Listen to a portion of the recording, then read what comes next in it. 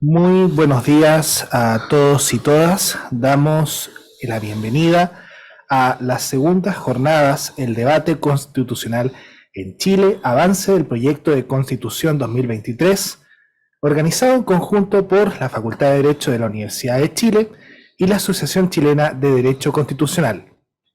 Para dar las palabras de bienvenida, primero concederemos la palabra al decano de Derecho de la Universidad de Chile, doctor Pablo Ruiz-Tagle Vial. Muchas gracias.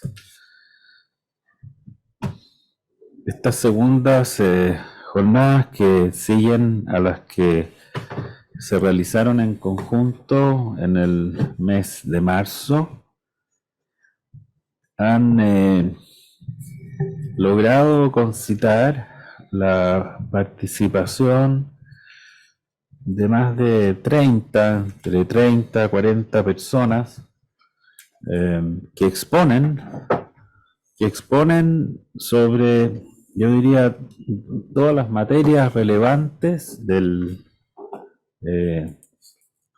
proyecto constitucional, del proceso constituyente, del debate constitucional, lo que constituye un tremendo aporte. Y por eso yo quiero aprovechar esta instancia de agradecer a la Asociación Chilena de Derecho Constitucional, en particular al profesor Francisco Zúñiga, y dar la bienvenida a todas las personas que se nos unen en este trabajo que se hace por amor al arte del derecho constitucional. Es un momento el que vivimos difícil, delicado. Es un momento donde hay muchas dudas. Es una paradoja, en cierto modo, el que las actitudes negativas se reproduzcan en ambos lados del espectro, que así como hubo un esfuerzo en el texto de la convención, que a una parte muy significativa de la población le pareció excesiva, que no permitía dar respiro, que no tenía lugar para el pluralismo, hoy día estamos viendo un efecto contrario, es esta ley del péndulo de la que se habla tantas veces. Es una pregunta, yo ayer presentaba un libro, El pensamiento conservador constitucional en Chile, del profesor Mauricio Torres, que en verdad es un libro que se publicó el año 2020 y que por la pandemia estamos lanzando en estos días. Y la tesis de Mauricio Torres, quiero instalarla acá porque creo que es una buena forma de acercarnos al dilema constitucional que tenemos, es que, y esto lo dijo en el año 2015, Chile no necesitaba en verdad una asamblea constituyente para legitimar su constitución. Y el problema constitucional de Chile no era de legitimación constitucional, en el sentido de que hubiese un asentimiento moral de la Carta Fundamental, sino, lo decía él en palabras más claras, que el espacio político constitucional era ocupado de una manera desproporcionada por el pensamiento conservador. Y él escribe la versión de su libro en los momentos fulgurantes de la convención, donde piensa que ese pensamiento conservador va a desaparecer y ser sustituido por otro pensamiento constitucional más abierto, le hace socialdemócrata, vinculados a los pueblos originarios, a, digamos, el derecho del medio ambiente, todo lo que fue la expresión constitucional de la convención. Dice, eso va a quedar atrás, y no fue así.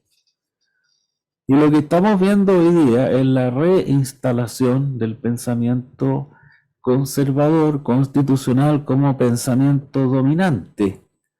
La pregunta es entonces cómo ese pensamiento conservador se sitúa en un espacio ideológico constitucional que deja que las expresiones de las ideas democrático-liberales, socialdemócratas, puedan tener un lugar. A veces el profesor Francisco Zúñiga ha hablado de abrir el techo ideológico, de que haya una mayor, pero digamos, en términos más concretos, se trata de una flexibilidad mayor en cuanto a las cuestiones ideológicas.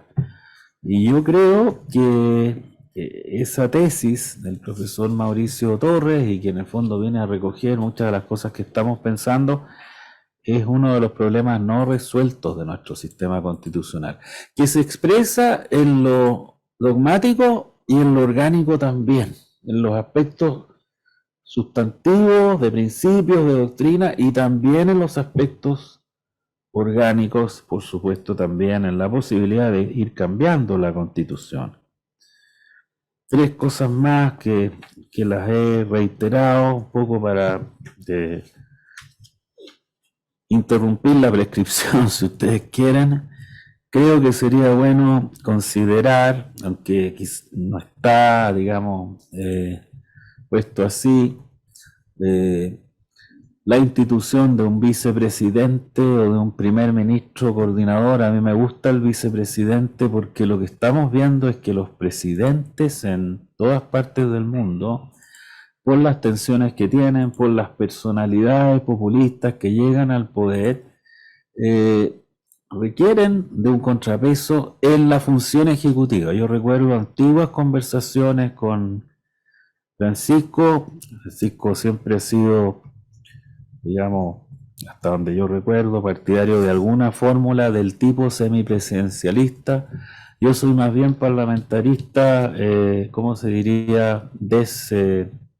Desilusionado. O sea, no creo que podamos pasar al parlamentarismo por la vía de normas constitucionales. Y en ese esquema, el encontrar un dualismo en la figura presidencial, que sea un vicepresidente elegido en la lista, me parece muy importante. Me parece importante para la propuesta de gobierno de coalición en que estaría fundado este presidencialismo que se quiere instalar en Chile, para la mayor coordinación con el Congreso, al abrirse un poco a una relación un poquito más fluida entre el presidente y el Congreso, y también como una válvula de seguridad para el caso que el presidente entre en una lógica que no responde a los principios, a los valores democráticos, que el vicepresidente, como lo fue el vicepresidente norteamericano, pueda servir de peso.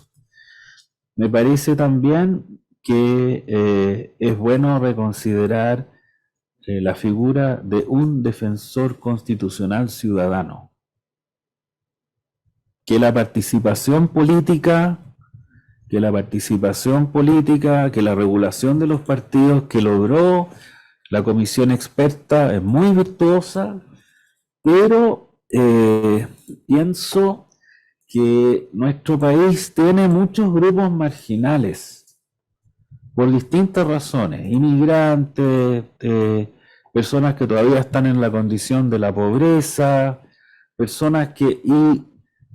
la incorporación de esos grupos al sistema, la defensa de esos grupos de personas al sistema, lo realizan en los sistemas de democracia constitucional post el año 1906, cuando se instala esta institución, los ombudsman. Creo que el ombudsman hace falta. Hay, digamos, sucedáneos del ombudsman, la contraloría, contralorito, digamos, pero no llega a cumplir la necesidad que hay de esta materia. Los defensores fragmentados, el defensor de la niñez, el defensor del consumidor, el defensor de no sé qué. No, tiene que haber un defensor constitucional que tenga distintas unidades y que pueda coordinar además la acción y ser capaz de interactuar con los poderes públicos constitucionales, creo que es una cuestión muy importante y significativa de la cual carece el anteproyecto, y no sé a estas alturas si es posible. Yo creo que todo es posible, y si no es posible en este proceso, bueno, tendrá que proponerse en el futuro, en el debate ya con la Constitución que sea aprobada o rechazada. Por eso lo vuelvo a plantear. Y finalmente, es muy virtuoso el capítulo judicial en el reconocimiento de los principios, en las garantías penales, en el debido proceso, pero es verdaderamente lamentable la propuesta del ex senador Larraín de los 4 consejos fragmentados para designar los jueces, para intervenir en su formación.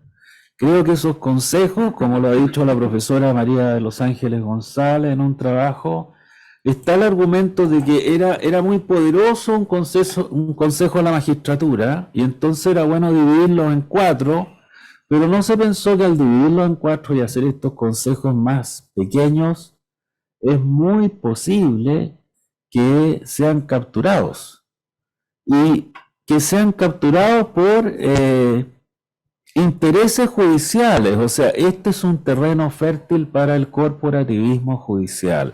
El que los jueces en verdad tengan instalada su corporación administrativa, digamos, el sistema de promoción dentro de esta organización, me parece francamente lamentable. Yo en estas materias quiero ser claro, soy clásico, estoy por lo que propone el federalista.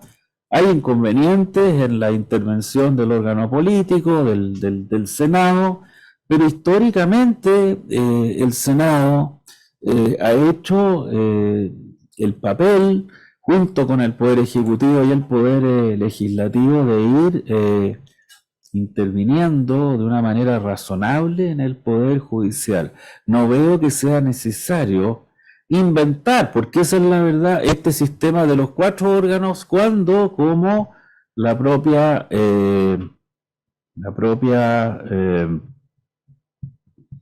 persona que lo propone, que lo ha expuesto, Salem, ¿cómo se llama? Catalina, la profesora Catalina Salem, lo muestra en un esquema donde está por un lado la jerarquía y la pirámide burocrática racional a un lado, y por el otro estos consejos. Díganme ustedes cómo estos consejos van a ser capaces de controlar y de intervenir de una manera razonable en algo que es una organización tecnoburocrática cerrada, organizada según los principios de Max Weber. Me parece que esta es una de las zonas más delicadas, digamos, y entiendo, aquí está la profesora y experta Catalina Lagos, que no hay propuestas de reforma en esta materia, que parece que ya tendríamos que empezar a acostumbrarnos. No hay indicaciones en esta materia, y yo espero que se produzca una iluminación, no sé, algún llamado al sentido común para que esta idea no prospere. Quiero decir una cosa más. Esta idea la propuso originalmente el senador Larraín cuando era ministro de Justicia, y yo recuerdo haberle preguntado en un debate que tuvimos en el Congreso, quizás estaba Francisco, le dije, ¿hay algún país donde esto exista? Y no hay ejemplos de derecho comparado. Creo que hay algo parecido en Costa Rica, pero no hay ejemplos de derecho comparado. Están los consejos de la magistratura, que son muy criticados en Europa, que existen en Argentina y en países donde la judicatura se ha contaminado políticamente y ha entrado en una crisis muy profunda. Y también hay, digamos, el sistema de donde intervienen los poderes constituidos, los órganos representativos del Estado, que son más difíciles de capturar por las razones obvias, además que expresan la voluntad popular. Ahí está el Senado como una propuesta, pero tener estos 4 órganos considerando además que el Senado interviene, porque el Senado va a poder destituir a los jueces. Entonces es un típico, como lo dije en una entrevista en el diario, jurel tipo salmón o un semicama, como esos, digamos, esos asientos que a uno le venden en los buses, que uno dice, bueno, o es cama o es asiento, pero ¿qué es lo que es una semicama? Bueno, esto es una semicama jurisdiccional que me parece tremendamente peligroso. En lo demás, quiero decir que así como lo he manifestado públicamente y lo hemos hecho todo lo posible para que sea valorado el anteproyecto de los expertos. Lo hemos puesto, ustedes lo pueden ver en el frontis de la facultad. Hemos hecho una edición especial de la editorial jurídica que se la hemos enviado a los expertos. Y yo no conozco, lo quiero decir, y aquí están escuchando algunos de los que participaron en ese proceso, un mejor proyecto constitucional para Chile. No digo que sea perfecto, pero yo quiero que eso quede claro. El proyecto que propuso la comisión experta al Consejo Constitucional es la mejor propuesta de constitución que ha tenido nuestro país, y es paradojal que eso se haya logrado después de un fracaso como fue el proceso de la convención. Incluso hay que decirlo, recoge algunas cosas del texto de la convención que son valiosas, tuvo esa generosidad y tuvo sobre todo la grandeza para levantarse en forma, yo diría, humilde, con una propuesta que es tremendamente valiosa. Entonces, perder esa energía sería una tragedia enorme por cálculos políticos de corto alcance. Sería una cuestión muy, muy negativa. No digo que sea final, porque yo creo que en estas cosas puede también reformarse la constitución que tenemos, 4/7, hay otras alternativas. La verdad es que les agradezco que me hayan dado la oportunidad de venir a inaugurar este seminario, un momento muy especial para Chile, y por eso vuelvo a felicitar al presidente de la Asociación Chilena de Derecho Constitucional, y me alegra mucho que sea nuestra facultad la sede para este encuentro de conversación y de debate constitucional. Muchas gracias, Francisco. Agradecido las palabras del señor decano, doctor Pablo Ruiz-Tagle. Bastante ilustrativa finalmente de uno de los nudos de estos procesos constitucionales y constituyentes que hemos tenido, la arquitectura del poder y cómo éste se distribuye finalmente. Sin más preámbulos, dejamos con ustedes, continuando con las palabras de bienvenida, al presidente de la Asociación Chilena de Derecho Constitucional y profesor titular también de la Facultad de Derecho, Francisco Zúñiga Urbina. Gracias, René. Primero, agradecer al decano de la Facultad de Derecho de la Universidad de Chile, mi facultad, albergar esta actividad de la Asociación Chilena de Derecho Constitucional, la segunda del año 2023. Siempre hemos sentido la casa también de la asociación para abordar un capítulo importante, que es el estado del arte hoy en la discusión en torno a nueva constitución.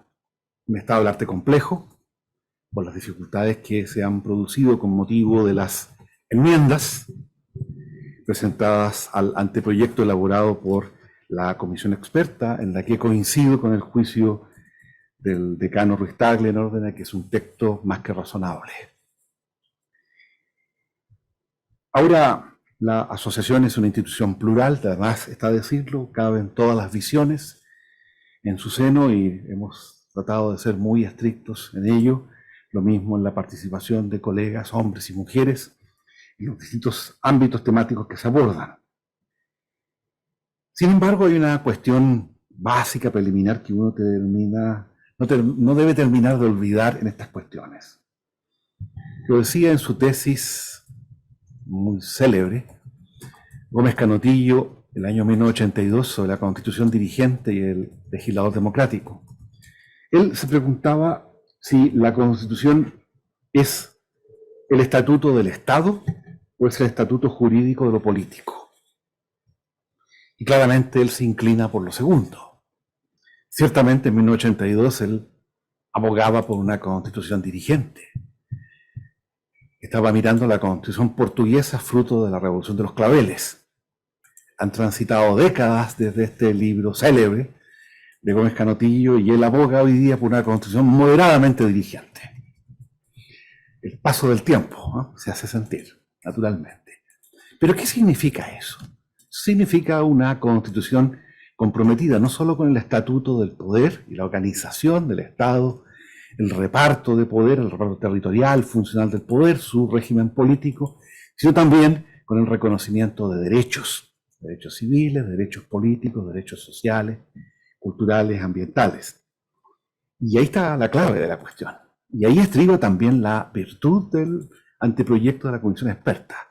Intenta conciliar estas cuestiones desde una perspectiva que algunos colegas en una instancia distinta en el CEP acuñaron como una constitución socioliberal, ¿no?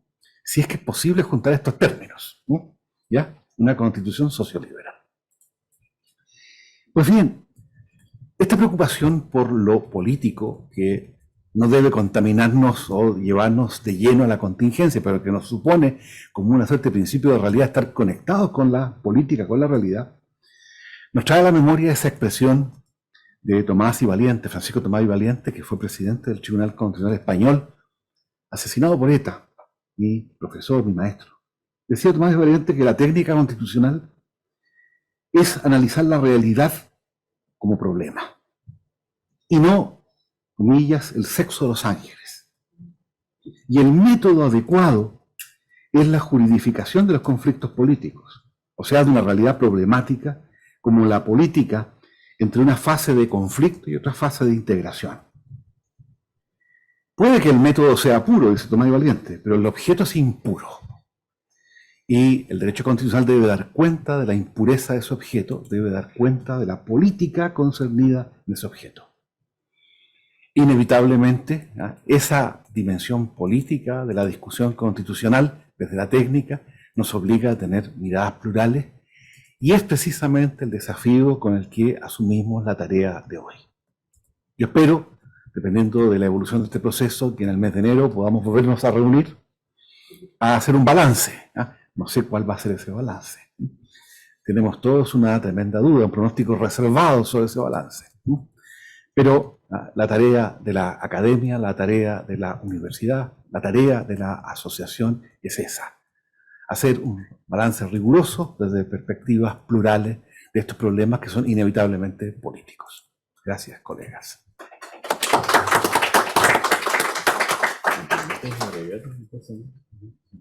Por favor, señor decano, tiene la palabra.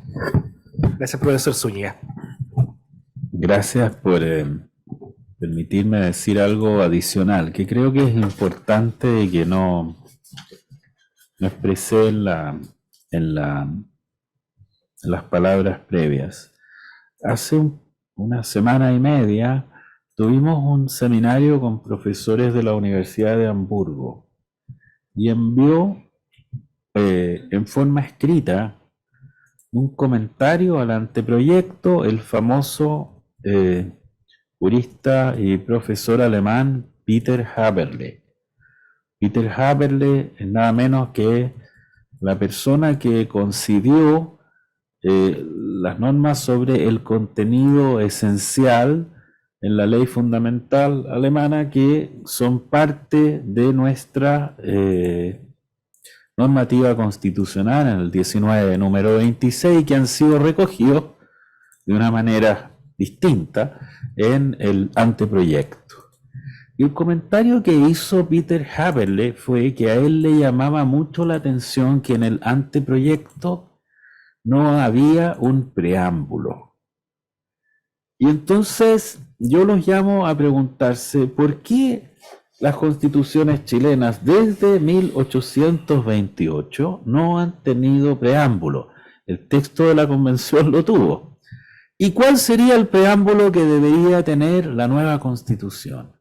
Como no hemos llegado a ese preámbulo, quizás, es decir, ¿cómo nos vamos a unir? ¿Qué sujetos vamos a participar? ¿Qué ideas matrices son las que inspiran nuestro texto constitucional, no simplemente un conjunto de reglas que responden a determinados intereses, yo creo que es un buen punto de partida esta reflexión que ha hecho el profesor Peter Haberle, y por eso lo comparto con ustedes como una idea. La propuesta de la presidenta Bachelet tenía un breve preámbulo, y creo que sobre ese texto se podría trabajar algo parecido, ¿no? Igual, para instalar lo que tiene que ser el inicio, el marco, digamos, ideológico, que además, dice Peter Haberle, con mucha elegancia, debe tener algo épico, algo lírico, algo incluso poético, que inspire la adhesión y genere condiciones de integridad, de apego a la nueva Carta Constitucional. Nada más eso, profesor Zúñiga. Agradecemos al señor decano, el doctor Pablo Restable, y al presidente de la Asociación Chilena de Derecho Constitucional, profesor Francisco Zúñiga Urbina, por sus palabras de bienvenida. Ahora damos paso a nuestro primer panel, denominado Fundamentos del Orden Institucional, para lo cual invitamos a los señores panelistas, señores y señoras panelistas, a intercambiar ubicación con nuestros presentadores.